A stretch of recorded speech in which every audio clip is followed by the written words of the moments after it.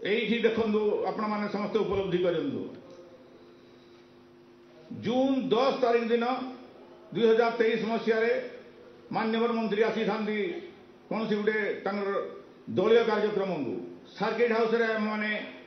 Nair committee सदस्य मैंने देखा करूँ आम अनुरोध कलु जे सर झारसुगुड़ा बारकुट पर्यटन रेलवे लाइन आपण चेष्टा करूँ यहाँ आपन को आम दाबी पत्र देलु 4 अगस्त 2023 53 दिन मध्य केंद्र सरकार निर्देश देले 4 कोटी टका देकरी से लगी पोस्ट करी फेसबुक रे जे 37 वर्ष बनाम 53 दिन आंदोलन करी व्यापक जलापड़ा होगी गुलीमार खाई सेटा सर्वे लगे 37 वर्ष सर्वे किंतु माननीय मंत्री सर्वे रिपोर्ट करे आनिले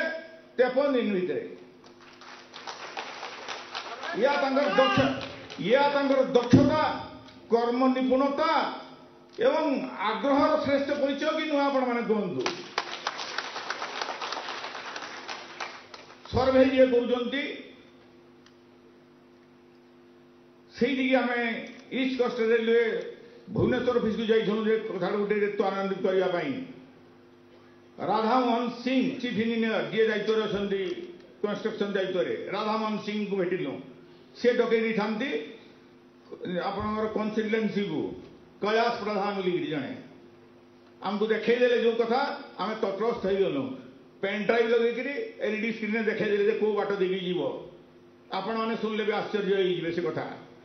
बारकुट रू आसिक रंजर गोटे स्टेशन बलम गोटे स्टेशन सी आसिक देवगढ़ 8 किलोमीटर दूर स्टेशन चलना रियामाल को छतागर बाहर